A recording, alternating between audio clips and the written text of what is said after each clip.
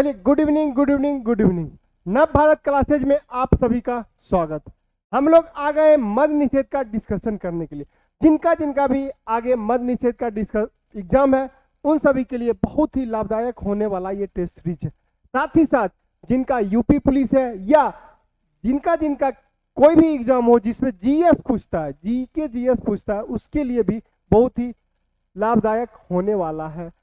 आपसे उम्मीद करेंगे कि शुरू से अंत तक इस सेशन पे बने रहे। लास्ट में कितना क्वेश्चन आपका सही हुआ इस सेशन में कमेंट बॉक्स में जरूर कमेंट करें।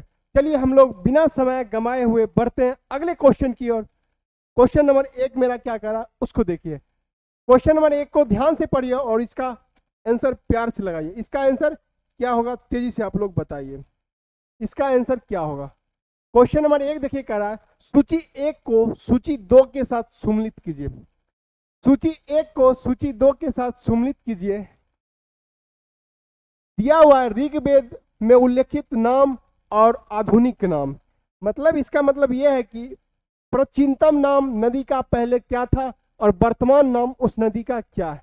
इसके बारे में आपके एग्जाम में क्वेश्चन कई बार पूछ चुका है, बीपीएससी पूछ चुका है, बीएसएससी पूछ चुका है, सभी एग्जाम पूछ चुका। हो सकता है आपके एग्जाम में इससे क्वेश्चन बन जाए, इसीलिए इस पॉइंट को आप हमेशा याद रखिएगा। ऑप्शन नंबर 1 कह रहा है परोसनी किस नदी का वर्तमान नाम है। परोसनी किस नदी का वर्तमान नाम है। शत्रुदी किस नदी का वर्तमान नाम है। तेजी से आप लोग इसका आंसर दीजिए। अस्कनी किस नदी का वर्तमान नाम है। बिपाशा किस नदी का। यहीं से क्वेश्चन पूछता है, बीपीएससी पूछ चुका था। इस सदा नीरा वर्तमान में किस नदी का नाम है। किस नदी का। गंडक का। किन्हीं को कोई दिक्कत।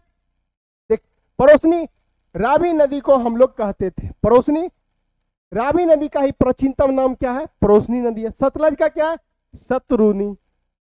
अस्कनी किसका है, चिनाब का। और बिपाशा ब्यास का। किन्हीं को कोई दिक्कत। तेजी से इसका आंसर लगाइए। इसका आंसर क्या हो जाएगा, एक का एक हो जाएगा। राइट आंसर मेरा कौन सा हो जाएगा, तेजी से आप लोग बताएं। राइट आंसर मेरा कौन सा हो जाएगा, तेजी से आप लोग बताएं। राइट आंसर मेरा ए हो जाएगा। किन्हीं को कोई दिक्कत। राइट आंसर मेरा ए हो जाएगा। चलिए, क्वेश्चन नंबर 2 को ध्यान से पढ़िए। क्वेश्चन नंबर 2 क्या कह रहा है, ध्यान से पढ़ के इसका आंसर तेजी से आप लोग बताएं। क्वेश्चन नंबर 2 को ध्यान से पढ़िए और इसका आंसर तेजी से बताइए। तेजी से बताइए कौन सा मेरा इसका आंसर हो जाएगा, कौन सा मेरा इसका आंसर हो जाएगा।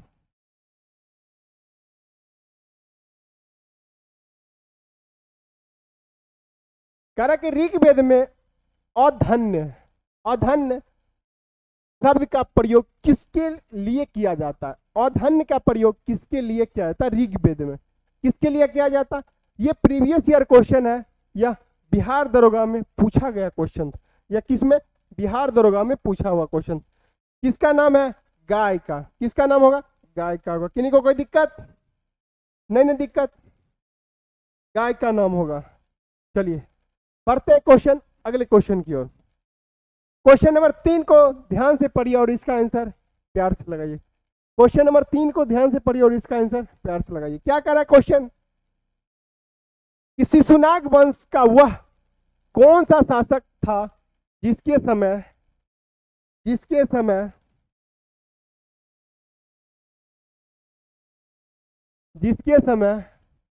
वैशाली में द्वितीय बौद्ध संगीति का आयोजन किया गया था। उसके शासन काल के नाम, उसके कार्यकाल के नाम से भी जाना जाता है। किसके नाम से जाना जाता है, किसके, कौन शासक था द्वितीय बौद्ध संगीति का आयोजन किसके शासन काल में किया गया था। किसके शासन काल में किया गया था। कुल मिला के 4 बौद्ध संगीत की हुआ था। कुल मिला के कितने, 4 बौद्ध संगीत की हुआ था। पहला बौद्ध संगीत की राजगीर में हुआ था, दूसरा वैशाली में हुआ था, तीसरा कहां पे हुआ, पाटलिपुत्र में, चौथा हुआ कश्मीर के कुंडलवन में। किन्हीं को कोई दिक्कत। किसके शासन काल में पूछ रहा है, इसके बारे में पूछ रहा है। पहला किसके शासन काल में, अजातशत्रु। दूसरा कालाशोक के शासन काल में। किसके, कालाशोक के शासन काल में। चलिए बढ़ते हैं अगले क्वेश्चन की ओर। यहां से आपके एग्जाम में क्वेश्चन बनता है, इसीलिए सारा चीज को आप अपने दिमाग में हमेशा लेके चलिएगा। क्वेश्चन कह रहा निम्नलिखित में से कौन सा एक ईसा पूर्व 6वीं शताब्दी प्रारंभ में भारत का सर्वाधिक शक्तिशाली नगर था? सबसे शक्तिशाली नगर कौन था, इसके बारे में पूछ रहा है। 6वीं ईसा पूर्व में सबसे शक्तिशाली कौन था? ऑप्शन नंबर ए कह रहा है गंधार, ऑप्शन नंबर बी कह रहा है कंबोज, ऑप्शन नंबर सी कह रहा है काशी, ऑप्शन नंबर डी कह रहा है मगध। ऑप्शन नंबर डी क्या कह रहा है? मगध कह रहा है। कौन सा आंसर मेरा हो जाएगा? ऑप्शन नंबर डी मेरा राइट आंसर हो जाएगा। वर्तमान में कुल 16 महाजनपद है। बिहार में कुल 3 महाजनपद, जिससे कई बार आपके एग्जाम में पूछ चुका है, जिससे आपके एग्जाम में कई बार क्वेश्चन पूछ चुका है। पूछेगा कि मगध की राजधानी राजगीर, वज्जी की राजधानी वैशाली, और एक और आता अंग की राजधानी चंपा। अंग की राजधानी चंपा, याद रखिएगा आप सभी। गंधार की राजधानी क्या हो जाएगा? तेजी से आप लोग जवाब दीजिए। तक्षशिला की राजधानी गंधार, कंबोज की राजधानी हाटक, कंबोज की राजधानी हाटक। कोई दिक्कत? चलिए क्वेश्चन नंबर 5 को ध्यान से पढ़िए और इसका आंसर प्यार से लगाइए। क्वेश्चन नंबर 5 को ध्यान से पढ़िए और इसका आंसर प्यार से लगाइए। क्या कह रहा है कि दिलवारा का जैन मंदिर का निर्माण किसने करवाया था? दिलवारा का जैन मंदिर का निर्माण किसने कराया था? ये अभी हाल फिलहाल एडीओ एग्जाम में पूछ चुका था और 64 पोस्ट या 78 पोस्ट आया था। उस दरोगा एग्जाम में भी ये क्वेश्चन पूछा हुआ था। क्या हो जाएगा? चोलों ने किया, चलंदों ने किया था, चालुक्य के द्वारा किया गया, या राजपूतों के द्वारा किया? किस वंश के शासक के द्वारा कराया? किसके द्वारा? चालुक्यों के द्वारा। किसके द्वारा? चालुक्यों के द्वारा। बढ़े अगले क्वेश्चन की और। किन्हीं को कोई दिक्कत? जवाब आप लोग देते रहिए ताकि हमको पता चले कि आपको कहीं पे दिक्कत तो नहीं हो रही है ना। समझ गए? जवाब सभी देते चले और आशा और उम्मीद करते कि सभी लिखते भी जाइएगा, लिखते भी जाइएगा कि कहाँ पे क्या है।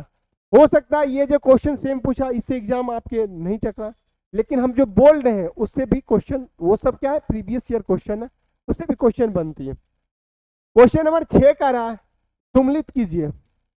प्रथम बौद्ध संगीत की ये अध्यक्ष और उपाध्यक्ष अध्यक्ष लिखा हुआ और यह संगीत की। प्रथम संगीत की का अध्यक्ष कौन किया था? अध्यक्षता किसने किया था? दूसरा बौद्ध सम्मेलन के अध्यक्ष कौन थे? तीसरा बौद्ध सम्मेलन के अध्यक्ष कौन थे? और चौथा बौद्ध सम्मेलन के अध्यक्ष कौन थे? आपके एग्जाम में यह पूछा जाता है ऐसा कौन सा बौद्ध सम्मेलन था जिसमें अध्यक्ष के साथ साथ एक उपाध्यक्ष भी था? तेजी से आप लोग जवाब दीजिए। अध्यक्ष के साथ साथ एक उपाध्यक्ष भी थे, ऐसा कौन सा बौद्ध सम्मेलन? पूछ लिया जाएगा। क्या बोलिएगा? चौथा बौद्ध सम्मेलन एक ऐसा बौद्ध सम्मेलन था जिसमें अध्यक्ष के साथ साथ एक उपाध्यक्ष भी था। कौन सा? चौथा बौद्ध सम्मेलन। चौथा बौद्ध सम्मेलन कहां पे हुआ था? कश्मीर में हुआ। उनका अध्यक्ष कौन था? कनिष्क के शासन काल में हुआ था। अध्यक्ष कौन था? तेजी से बताइए। वसुमित्र। और उपाध्यक्ष कौन था? अश्वघोष। क्वेश्चन पूछ लिया जाएगा कि चौथे बौद्ध सम्मेलन के उपाध्यक्ष कौन थे? अश्वघोष थे। चलिए दूसरा बौद्ध सम्मेलन साबक मीर। दूसरा बौद्ध सम्मेलन के अध्यक्ष कौन थे? साबक मीर थे। और तीसरा बौद्ध सम्मेलन के अध्यक्ष कौन थे? तेजी से बताइए। मोगली पुत्र तीस। चलिए पहला का ए महाकश्यप हो जाएगा। दूसरा बौद्ध सम्मेलन के अध्यक्ष कौन थे? साबक मीर थे। साबक मीर, साबक मीर थे। तीसरा बौद्ध सम्मेलन के मोगली पुत्र तीस्त थे। कोई दिक्कत? किन्हीं को दिक्कत किसी भी प्रकार का नहीं हो रहा है ना? चौथा बौद्ध सम्मेलन के अध्यक्ष कौन थे? वसुमित्र। इसमें एक उपाध्यक्ष भी थे। उपाध्यक्ष भी थे। कौन थे? अश्वघोष। अश्वघोष। आशा और उम्मीद करते हैं कि यहां तक किन्हीं को किसी प्रकार का दिक्कत नहीं हो। इसका आंसर क्या हो जाएगा? तेजी से आप लोग बताएं। 1 2 3 4 ए नंबर मेरा राइट आंसर हो जाएगा। 6 नंबर क्वेश्चन का राइट आंसर ए नंबर हो जाएगा। बढ़े अगले क्वेश्चन की ओर। चलिए अगला क्वेश्चन। अगला क्वेश्चन कह रहा है, 7 नंबर क्वेश्चन को ध्यान से पढ़िए। क्वेश्चन क्या कह रहा है? तेजी से इसका जवाब दीजिए। 1857 के विद्रोह का तत्कालिक कारण क्या था? कई बार कई एग्जामों ने ये क्वेश्चन पूछ चुका है, कई बार कई एग्जामों ने ये क्वेश्चन पूछ चुका है। 1857 क्रांति का तत्कालीन कारण क्या था? क्या था?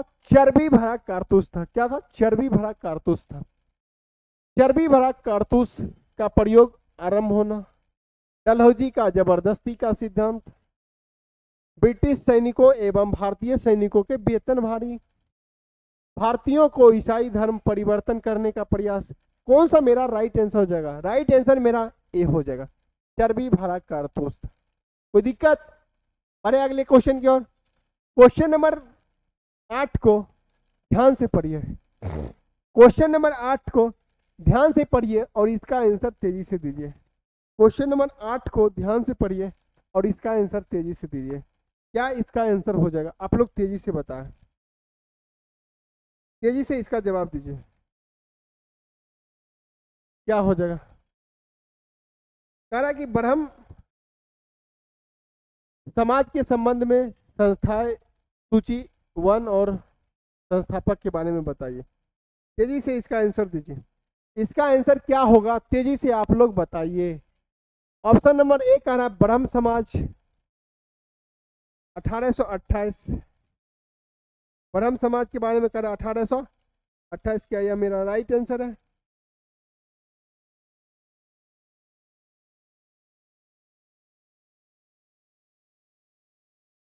ब्रह्म समाज की स्थापना किसने किया था? राजा राम मोहन राय ने। क्वेश्चन पूछ लिया जाएगा ब्रह्म समाज की स्थापना किसके द्वारा किया गया? राजा राम मोहन द्वारा के। कब किया गया? 1828 में किया गया। फिर क्वेश्चन पूछ लिया जाएगा यहीं से कि आदि ब्रह्म समाज की स्थापना किसके द्वारा किया? आदि ब्रह्म समाज की स्थापना देवेंद्र नाथ टैगोर के द्वारा किया गया, देवेंद्र नाथ टैगोर के द्वारा। भारतीय ब्रह्म समाज की स्थापना केशव चंद्र सेन के द्वारा भारतीय ब्रह्म समाज की स्थापना किया गया।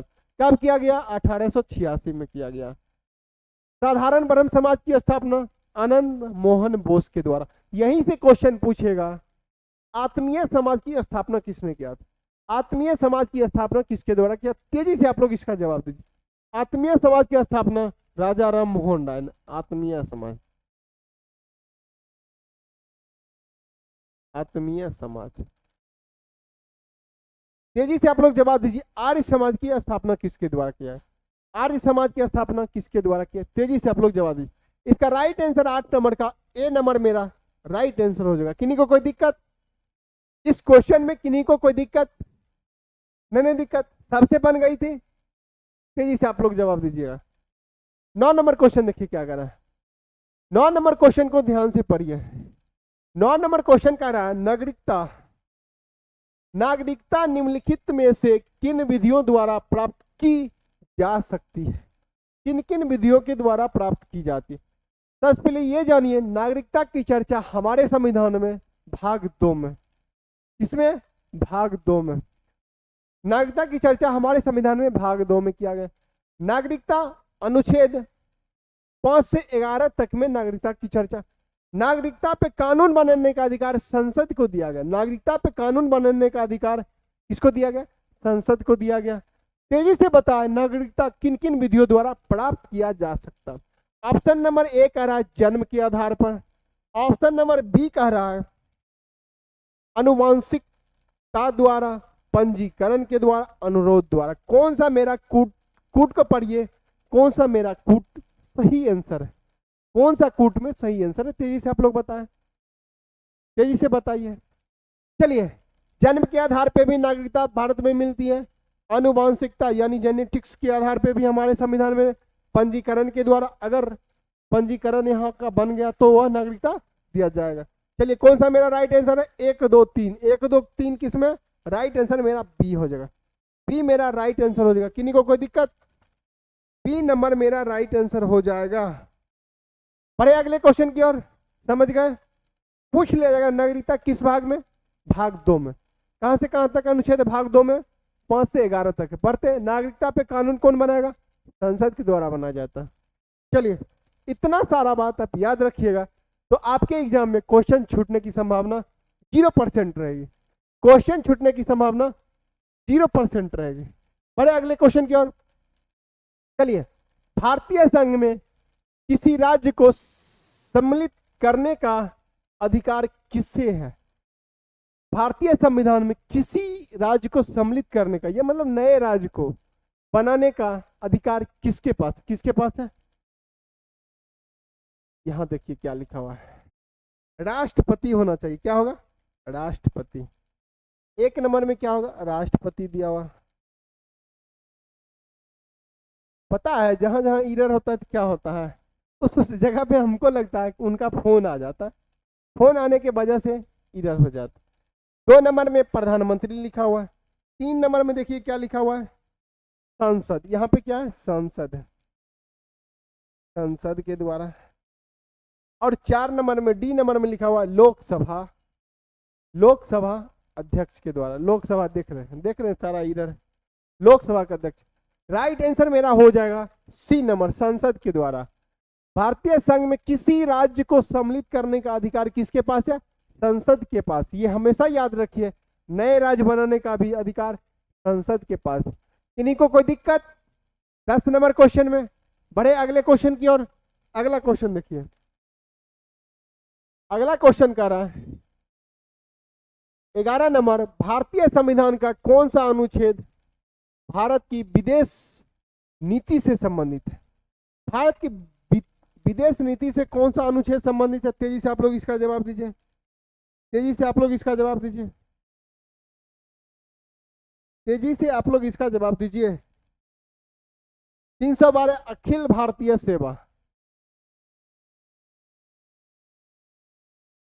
अखिल भारतीय भारतीय सेवाएं, सेवाएं से संबंधित। और ये कह रहा है भारत के विदेशी नीति से संबंधित अनुच्छेद मेरा, अनुच्छेद 51 मेरा है। कोई दिक्कत? अनुच्छेद 51 में किसकी चर्चा? कि भारतीय संविधान का अनुच्छेद भारत के किसी विदेशी नीति से संबंधित है। कौन सा अनुच्छेद है? अनुच्छेद 51 है। अनुच्छेद 60 में क्या? राष्ट्रपति का शपथ। 60 में क्या? शपथ, राष्ट्रपति का शपथ। 60 में क्या? राष्ट्रपति का शपथ, राष्ट्रपति का शपथ। 58 में क्या है? राष्ट्रपति का योग्यता। अनुच्छेद 58 में क्या? राष्ट्रपति का योग्यता। अनुच्छेद 61 पूछेगा तो क्या? राष्ट्रपति का महाभियोग। अनुच्छेद 72 पूछेगा तो क्या होगा? राष्ट्रपति का क्षमादान। यहां तक किन्हीं को कोई दिक्कत? जितना सारा अनुच्छेद लिखते हैं, आसार उम्मीद करते हैं सबका कॉपी पे आप नोट बनाइएगा, हर एक से क्वेश्चन बनती है, हर एक से क्वेश्चन बनती है। समझ गए? बढ़ते हैं अगले क्वेश्चन की ओर। अगला क्वेश्चन देखिए क्या कर रहा है, अगला क्वेश्चन देखिए क्या कर रहा है। 12 नंबर क्वेश्चन को ध्यान से पढ़िए और इसका आंसर तेजी से लगाइए। 12 नंबर क्वेश्चन को ध्यान से पढ़िए और इसका आंसर तेजी से लगाइए, तेजी से इसका आंसर लगाइए।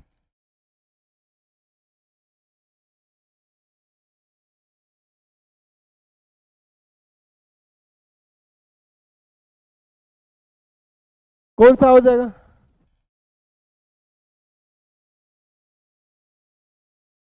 तेजी से बताइए। 356 क्या कहता है? राष्ट्रीय आपातकाल से संबंधित। किसे? 356 क्या है? राष्ट्रपति शासन से संबंधित। यह अनुच्छेद राष्ट्रपति शासन,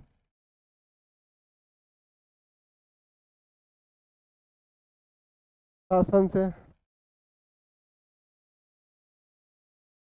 किन्हीं को कोई दिक्कत? अनुच्छेद अंतर्गत लोकसभा भंग, लोकसभा भंग अनुच्छेद 85 के द्वारा। लोकसभा भंग किसके करते? 85 के द्वारा लोकसभा को भंग किया जाता है। किन्हीं को कोई दिक्कत? नहीं दिक्कत। 365 में क्या है? तेईस से बताइए। संघ द्वारा दिए गए निर्देश का अनुपालन करना, संघ द्वारा दिए गए निर्देश का अनुपालन करना अनुच्छेद 365 करता है। संघ के द्वारा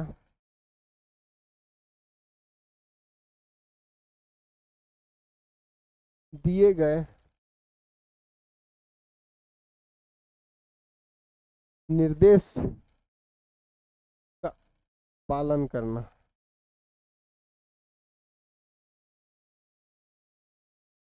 इन्हीं को कोई दिक्कत? बढ़े अगले क्वेश्चन की ओर, बढ़े अगले क्वेश्चन की ओर। चलिए 12 नंबर क्वेश्चन क्या कर रहा है, तेजी से बताइए। Sorry 13 number question, 13 number question को ध्यान से पढ़िए। पनामा नहर किस दो महासागरों को जोड़ती है? पनामा नहर, पनामा नहर किस दो महासागरों को जोड़ती है? तेजी से आप लोग जवाब दीजिए, आप लोग का जवाब कम आ रहा है, आप लोग का जवाब कम आ रहा है, तेजी से आप लोग जवाब दीजिए। इसका आंसर क्या हो जाएगा? इसका आंसर क्या हो जाएगा? प्रशांत महासागर और अंटार्कटिक महासागर, प्रशांत महासागर और अंटार्कटिक महासागर। भूमध्य सागर और लाल सागर किसको जोड़ता है? तेजी से आप लोग जवाब दीजिए। भूमध्य सागर और लाल सागर किसको किसको जोड़ता है? तेजी से जवाब दीजिए। स्वेज नहर, स्वेज नहर, स्वेज नहर भूमध्य सागर और लाल सागर को जोड़ता है। कोई दिक्कत? अरब सागर और हिंद सागर, हिंद महासागर को कौन जोड़ता है? तेजी से आप लोग बताएं, कौन जोड़ता है अरब सागर और हिंद महासागर को? भूमध्य सागर एवं अंटार्कटिक महासागर को किसको कौन जोड़ता है? तेजी से बताएं।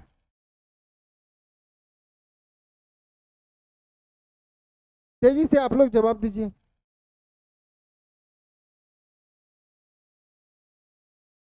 तेजी से ये दोनों का जवाब दीजिए, तेजी से।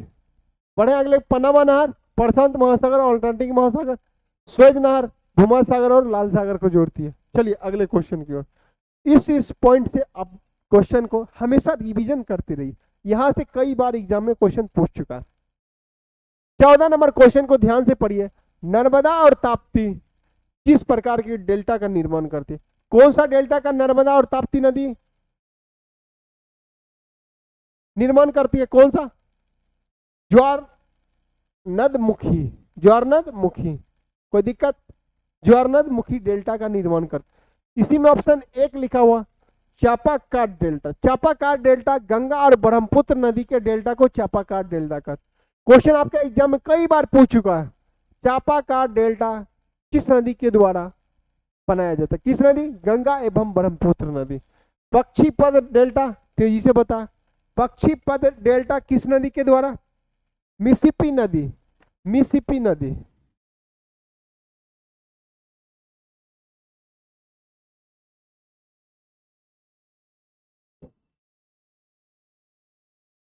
कोई दिक्कत? गंगा प्लस ब्रह्मपुत्र,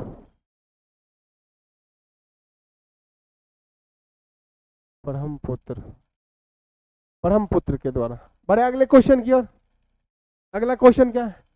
ब्रह्मपुत्र के द्वारा। 15 नंबर क्वेश्चन को ध्यान से पढ़िए और इसका आंसर तेजी से दीजिए। आप लोग का एनर्जी लेवल लग रहा है घट रहा है, क्या दिक्कत है? तेजी से आप लोग जवाब देते रहिए। क्वेश्चन तेजी से, यही सब आपके एग्जाम में क्वेश्चन पूछी जाती है, हमेशा याद रखिए। सूची एक को सूची दो से सम्मिलित कीजिए कि क्या कह रहा है कि सूची एक कह रहा है कि एपी कल्चर किससे संबंधित? तेजी से बताए। एपी कल्चर किससे संबंधित? सेरी कल्चर किससे संबंधित? पीसी कल्चर किससे संबंधित? और बीटी कल्चर किससे संबंधित? तेजी से जवाब दीजिए। एपी कल्चर मधुमक्खी पालन यानी शहद उत्पादन से। मधुमक्खी पालन किससे संबंधित है? एपी कल्चर से। सेरी कल्चर रेशम से, सेरी कल्चर रेशम उत्पादन से। पीसी कल्चर मत्स्य उत्पादन से, पीसी कल्चर मत्स्य उत्पादन से। किन्हीं को कोई दिक्कत? बीटी कल्चर अंगूर उत्पादन से, बीटी कल्चर अंगूर उत्पादन से। यहां तक किन्हीं को कोई दिक्कत नहीं? ऑप्शन को मिलाइए, कूट को मिलाइए, कौन सा मेरा राइट आंसर है, कौन सा मेरा सही आंसर है? तेजी से आप लोग जवाब दीजिए। लग रहा बैटरी डाउन हो चुका है।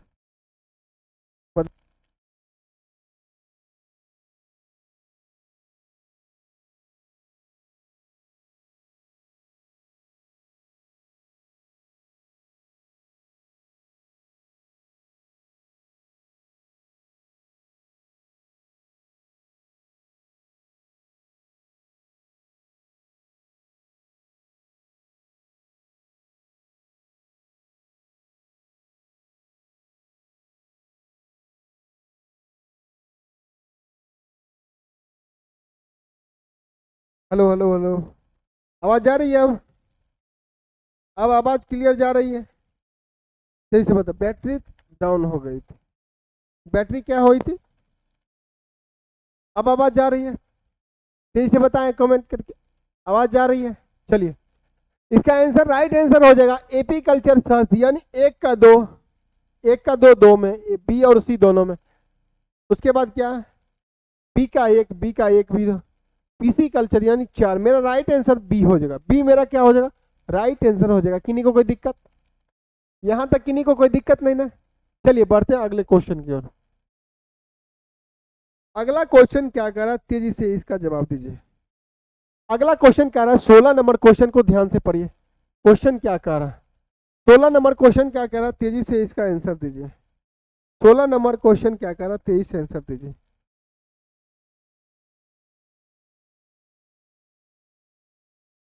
कोसी परियोजना कहां पे? बिहार में। क्या यह मेरा राइट आंसर है? नागा अर्जुन परियोजना कहां पे? तेजी से बताएं। नागा अर्जुन परियोजना कहां पे? आंध्र प्रदेश में। मयूरा पक्षी परियोजना कहां पे? तेजी से बोल। मयूराक्षी परियोजना कहां पे? तेजी से बताएं। पश्चिम बंगाल में। और हीराकुंड परियोजना उड़ीसा में। तेजी से इसका आंसर क्या हो जाएगा मेरा? इसका राइट आंसर मेरा सी हो जाएगा।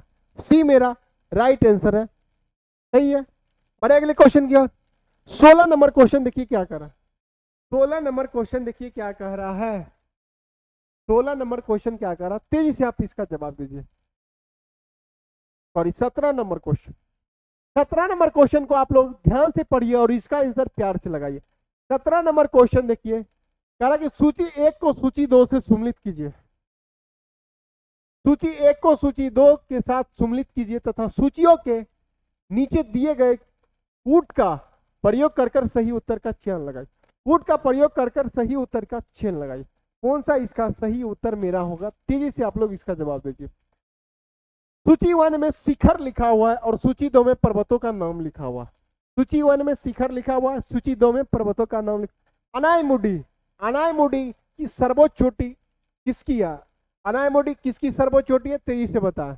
अनायमुडी अन्नामलाई की, अन्नामलाई की अनायमुडी सर्वोच्च चोटी है। समझ गए? अन्नामलाई की सर्वोच्च चोटी अनायमुडी। दोदा बेटा किसकी है? नीलगिरी की, नीलगिरी की दोदा बेटा। क्वेश्चन पूछ लिया जाएगा, नीलगिरी पर्वत कहाँ पे? कहाँ पे? तमिलनाडु और केरल के बीच में। तमिलनाडु में कहाँ पे? केरल के बीच में। कोई दिक्कत? सबसे नीचे में यहाँ पे क्या? नीलगिरी, नीलगिरी।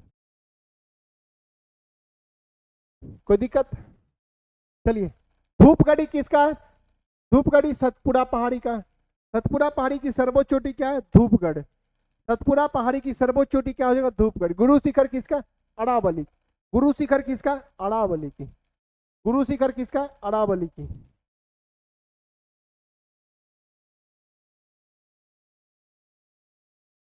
गुरु शिखर किसका? गुरु शिखर अरावली। क्वेश्चन आपके एग्जाम में पूछ लिया जाता है कि सबसे प्राचीनतम पर्वत कौन सा है? भारत की सबसे प्राचीनतम पर्वत कौन सा? अरावली। अरावली किस जगह पे? राजस्थान में। अरावली किस जगह पे? राजस्थान में। कोई दिक्कत?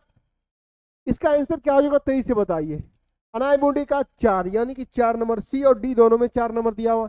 दोदा बेटा नीलगिरी, ए 4 का बाद ए है। मेरा राइट आंसर हो जाएगा। कौन सा राइट आंसर मेरा? सी नंबर मेरा राइट आंसर है। सी नंबर मेरा राइट आंसर हो जाएगा। यहां तक किन्हीं को कोई दिक्कत? यहां तक किन्हीं को किसी प्रकार का दिक्कत नहीं ना? बड़े अगले क्वेश्चन की ओर। अगला क्वेश्चन देखिए क्या कर रहा है। अगला क्वेश्चन देखिए, 18 नंबर क्वेश्चन को ध्यान से पढ़िए।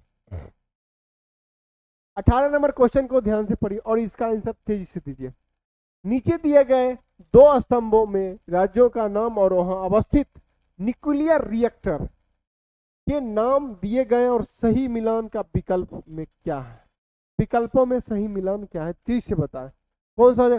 कर्नाटक, केंगा। कर्नाटक कहाँ पे? केंगा। तमिलनाडु में कौन सा हो जाएगा? तेजी से बताएं। कुडुलकुलम, तमिलनाडु में। उत्तर प्रदेश क्या होगा? नरौरा। और गुजरात में काकरापारा। काकरापारा कहाँ? गुजरात में। किन्हीं को कोई दिक्कत? नहीं दिक्कत। कूट में मिलाइए, इसका आंसर क्या हो जाएगा? इसका आंसर क्या होगा? इसका आंसर क्या होगा? तेईस से बताएं। इसका आंसर क्या हो जाएगा? एक का दो, एक का दो दोनों में है। सी और डी दोनों में।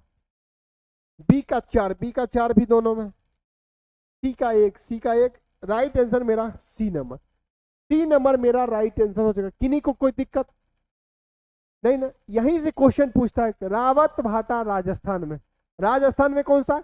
रावत भाटा। किन्हीं को कोई दिक्कत नहीं दिक्कत? चलिए अगला क्वेश्चन, 19 नंबर क्वेश्चन देखिए क्या कर रहा है। खनिज पदार्थों के दृष्टिकोण से कौन सा भारतीय क्षेत्र अधिक समृद्ध है? कौन सा? छोटा नागपुर का पठार। कौन सा? छोटा नागपुर का पठार। तेजी से बताइए, मालवा का पठार किसके लिए प्रसिद्ध है?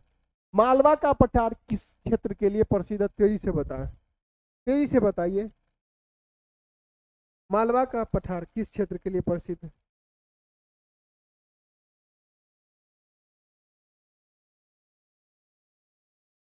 कपास की खेती के लिए मालवा का पठार, कपास की खेती के लिए, कपास की खेती के लिए। किन्हीं को कोई दिक्कत? दक्कन का पठार किसके लिए प्रसिद्ध है? दक्कन का पठार सोना और लोहा के लिए है, सोना और लोहा के लिए। दक्कन का पठार किसके लिए प्रसिद्ध है? सोना और लोहा के लिए, सोना और लोहा। सारी बात आप याद रखिए। ये क्वेश्चन प्रीवियस ईयर क्वेश्चन, ये क्वेश्चन इससे बन सकते हैं, ये क्वेश्चन न्यू बन सकती है एग्जामिनेशन के लिए, आप याद रखिएगा। दक्कन का पठार किसके लिए? सोना और लोहा के लिए। मालवा का पठार किसके लिए? कपास की खेती और सोयाबीन की खेती के लिए प्रसिद्ध। क्वेश्चन पूछेगा सोयाबीन की खेती के लिए कौन सा पठार? मालवा का पठार। बड़े अगले क्वेश्चन की ओर। अगला क्वेश्चन देखिए क्या करा, अगला क्वेश्चन क्या करा, 20 नंबर क्वेश्चन को ध्यान से पढ़िए। पूर्व का बोस्टन किसे कहा जाता है? तेजी से बताइए, किसे कहा जाता है? मुंबई को कहा जाता है। किसको कहा जाता है? तेजी से इसका जवाब दीजिए, किसको कहा जाता है? तेजी से जवाब दीजिए, तेजी से जवाब दीजिए, क्या मेरा राइट आंसर हो जाएगा? किसको कहा जाता है? पूर्व का बोस्टन किसको कहा जाता? अहमदाबाद को। किसको कहा जाता? अहमदाबाद को। सूती वस्त्रों की राजधानी किसको कहा जाता है? मुंबई को कहा जाता है। सूती वस्त्रों की राजधानी मुंबई को कहा जाता है। उत्तर भारत का मैनचेस्टर किसे कहा जाता है? उत्तर भारत का मैनचेस्टर कानपुर को कहा जाता है, और दक्षिण भारत का मैनचेस्टर कोयम्बटूर को कहा जाता है। दक्षिण भारत का मैनचेस्टर कोयम्बटूर को कहा जाता है। दक्षिण भारत का मैनचेस्टर कोयम्बटूर। 4 का 1 किसमें है? 4 का 1, 4 का 1 2 में दिया हुआ है। फिर देखिए 3 3, हाँ राइट आंसर मेरा ए हो जाएगा, ए मेरा राइट आंसर हो जाएगा। यहां तक किन्हीं को कोई दिक्कत नहीं दिक्कत? बढ़ते हैं अगले क्वेश्चन की ओर। आशा और उम्मीद करते हैं कि सभी नोट करते जा रहे होंगे, और लास्ट में ये भी बताइएगा कि यहां से आपके एग्जाम में आपको कितना क्वेश्चन बना है। समझ गए? आपसे कितना क्वेश्चन आज बना है। चलिए, ये नृत्य से संबंधित क्वेश्चन, निम्नलिखित कथनों का मिलान करें। भारतनाट्यम कहाँ पे? तमिलनाडु में। भारतनाट्यम तमिलनाडु में। कथकली केरल में। कुचिपुड़ी आंध्र प्रदेश में। ओडिसी उड़ीसा में। ओडिसी उड़ीसा में। ओडिसी कहाँ पे? उड़ीसा में। तेजी से बताइए कौन सा मेरा राइट आंसर हो जाएगा? 1 का 4, 1 का 4 कहाँ पे? ए नंबर मेरा राइट आंसर हो जाएगा, ए नंबर मेरा राइट आंसर हो जाएगा। किन्हीं को कोई दिक्कत नहीं? यहीं से पूछता है। उत्तर भारत में, जैसे उत्तर प्रदेश में कथक नृत्य, उत्तर प्रदेश में। असम में असमिया, असम में असमिया। ये सब याद रखिएगा, ये सब याद रखिएगा। चलिए, शहनाई से भी क्वेश्चन आपके एग्जाम में पूछता है। 22 नंबर क्वेश्चन को ध्यान से पढ़िए। क्वेश्चन देखिए क्या कर रहा है। शहनाई का जनक, तबला का जनक, सितार कौन बजाया कर? तेजी से आप लोग इसका जवाब दीजिए, किसके किसके द्वारा कौन सा वाद्य यंत्र संबंधित है? तेजी से बताइए, 22 नंबर का तेजी से जवाब दीजिए। 22 नंबर क्वेश्चन का तेजी से आप लोग जवाब दीजिए, तेजी से बताइए 22 नंबर क्वेश्चन का आंसर। शहनाई किसके द्वारा? बिस्मिल्लाह खां के द्वारा। शहनाई किसके द्वारा? शहनाई किसके द्वारा? बिस्मिल्लाह खां के द्वारा। कोई दिक्कत? सरोद किसके द्वारा? अहमद अली खां के द्वारा। तबला किसके द्वारा? अल्लाह रखा के द्वारा। और सितार किसके द्वारा? रविशंकर के द्वारा। मेरा राइट आंसर क्या हो जाएगा? बी नंबर मेरा राइट आंसर हो जाएगा। किन्हीं का कोई दिक्कत? बी नंबर मेरा एकदम राइट आंसर है, सही आंसर है बी नंबर। अगला क्वेश्चन, न्यूटन के प्रथम नियम को भी कहते हैं। न्यूटन के प्रथम नियम किसे कहते हैं? आघूर्ण का नियम को कहते हैं, या जड़त्व के नियम को कहते हैं, या ऊर्जा का नियम कहते हैं, या संवेग का नियम। मेरा राइट आंसर कौन सा हो जाएगा? तेजी से आप लोग बताइएगा। न्यूटन के नियम को हम लोग जड़त्व का नियम भी कहते हैं। न्यूटन अपना नियम किस पुस्तक में दिया था? तो गति का नियम न्यूटन ने किस पुस्तक में दिया था? प्रिंस पिया नामक पुस्तक। क्वेश्चन पूछ लिया जाता, न्यूटन ने अपनी किस पुस्तक में गति का नियम दिया था? किस पुस्तक में? प्रिंस पिया नामक पुस्तक में। कोई दिक्कत? प्रथम नियम से क्या क्या निकलता है, तेजी से बताइए। प्रथम नियम का 2 एग्जाम्पल दे दीजिए आप लोग। समझ गए? बढ़े अगले क्वेश्चन की ओर। अगला क्वेश्चन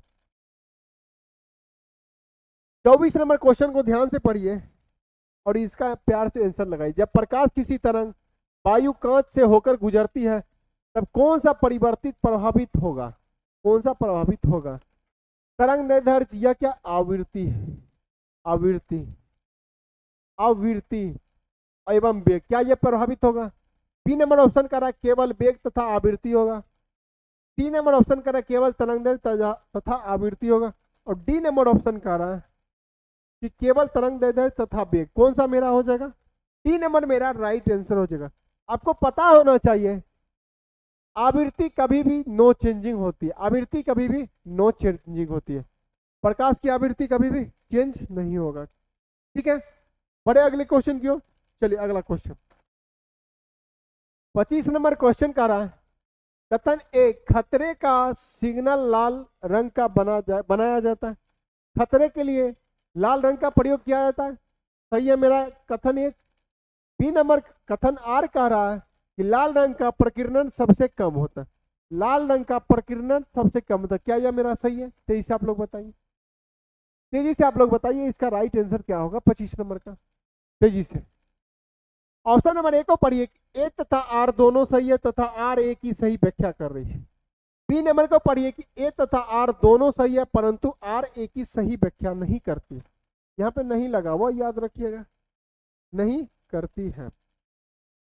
3 नंबर कह रहा है कि ए सही है परंतु आर गलत है। डी नंबर कह रहा है ए गलत है परंतु आर सही। इसका मेरा राइट आंसर क्या हो जाएगा? मेरा राइट आंसर ए हो जाएगा कि खतरे के लिए हम लोग लाल सिंबल का उपयोग करते और लाल रंग का प्रकीर्णन सबसे कम होता है। कोई दिक्कत इस क्वेश्चन में? बढ़े अगले क्वेश्चन की ओर। चलिए अगला क्वेश्चन मेरा आपके सामने है। 26 नंबर क्वेश्चन का रहा है, मनुष्य में कौन से क्रोमोसोम के मिलने से बालक का जन्म होता है? बालक का जन्म होता है। ऑप्शन नंबर ए कह रहा है पुरुष का एक्स और स्त्री का एक्स। क्या यह मिलने से बालक का जन्म होगा? यह मिलने से लड़की का जन्म होगा, बालिका का, लड़की का। लड़की कब बनता है? तो इसे बताइए। लड़की, पुरुष का वाई और स्त्री का, पुरुष का एक्स और स्त्री का वाई। तो इसे बताइए इसका राइट आंसर क्या होगा? इन्हीं को कोई दिक्कत? पुरुष का वाई तथा स्त्री का एक्स। 3 नंबर मेरा राइट आंसर। पुरुष का वाई तथा स्त्री का। आपके एग्जाम में ये पूछेगा कुल क्रोमोसोमों की संख्या कितनी होती है? कितनी होती है? कितनी होती है? 46। जोड़ा में पूछेगा 23 जोड़ा। कितने जोड़ा? 23 जोड़ा। क्रोमोसोम की संख्या कितनी होती है मनुष्य में? कितनी होती है? 23 जोड़ा। बढ़े अगले क्वेश्चन क्या? अगला क्वेश्चन 27 नंबर क्वेश्चन को ध्यान से पढ़िए। भारत की राष्ट्रीय आय में किस क्षेत्र का सबसे कम योगदान है? सबसे कम योगदान किसका है? प्राथमिक क्षेत्र का सबसे कम। प्राथमिक क्षेत्र सबसे कम। तृतीय क्षेत्र का सेवा क्षेत्र सबसे अधिक योगदान है। सेवा क्षेत्र का सबसे अधिक योगदान है किसमें? भारतीय राष्ट्रीय आय के विकास में। समझ गए? सबसे ज्यादा किसका? तृतीय क्षेत्र के अंतर्गत सेवा क्षेत्र। कोई दिक्कत?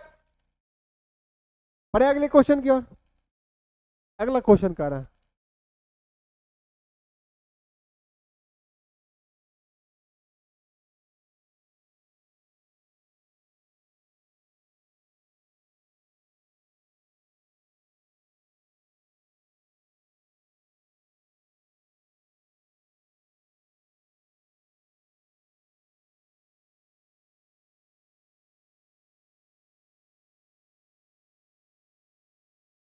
चलिए 28 नंबर क्वेश्चन को ध्यान से पढ़िए और तेजी से इसका आंसर लगाइए। क्या कर रहा है क्वेश्चन? भारत भारतीय रुपयों का सर्वप्रथम किस वर्ष अवमूल्यन किया गया? किस वर्ष अवमूल्यन किया गया? तो तेजी से बताइए, किस वर्ष किया गया था? तेजी से बताइए, कब किया गया था? 1849 में किया गया ऑप्शन में, 1866 में किया गया, 1991 में किया या 1954 में किया? तेजी से आप लोग इसका जवाब दीजिए, तेजी से इसका जवाब दीजिए। ऑप्शन नंबर ए मेरा राइट आंसर है। आप तेजी से बताइए कि दूसरी बार अवमूल्यन मुद्रा का कब किया गया? दूसरी बार भारत में मुद्रा का अवमूल्यन कब किया गया था? दूसरी बार तेजी से आप लोग बताइए।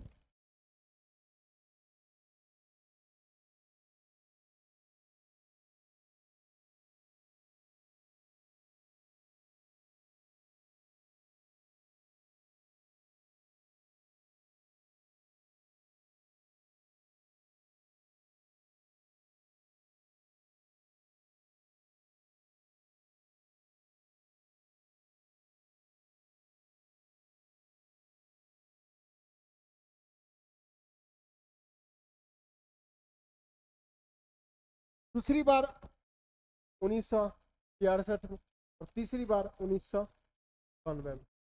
कोई दिक्कत? मुद्रा का अवमूल्यन कुल 3 बार किया गया। पहला बार 1949 में, दूसरी बार 1966 में और तीसरी बार 1991 में। कोई दिक्कत नहीं ना? बढ़े अगले क्वेश्चन की ओर। आपका अंतिम क्वेश्चन था 28 नंबर था आज का। 28 नंबर, कम ही क्वेश्चन, 2 क्वेश्चन नहीं टाइप कर पाया। आशा उम्मीद करते हैं इस टेस्ट सीरीज का आप लोग बहुत अच्छे से फायदा उठा रहे होंगे। जब तक आप इसको रिवीजन नहीं कीजिएगा तब तक आपके एग्जाम के लिए लाभदायक नहीं होने वाला। हम ओपन कहते हैं कि जब तक डिस्कशन को डेली नहीं पढ़िएगा तब तक आपको कोई फायदा नहीं होने वाला। इसीलिए आशा उम्मीद करते हैं कि डिस्कशन को शुरू से अंत तक देखें और डेली रिवीजन करते रहे जब तक आपका एग्जाम नहीं होता। और कोई भी एग्जाम आपका होने वाला है जीएस जिसमें पूछा जाएगा, इस क्वेश्चन को हमेशा डिस्कशन को पढ़ते रहिएगा। आपको जीएस में किसी भी प्रकार का दिक्कत नहीं होने वाला। विशेष जानकारी के लिए और डीप में पढ़ने के लिए इसमें फाउंडेशन बैच चलती है, टारगेट बैच चलती है। ऑनलाइन या ऑफलाइन किसी बैच में आप जुड़कर पढ़ सकते हैं हमसे, जीके जीएस हमसे पढ़ सकते हैं। धन्यवाद, फिर मिलते हैं अगले क्लास में। अभी तक पढ़ने के लिए बहुत बहुत धन्यवाद अभी सभी। जय हिंद।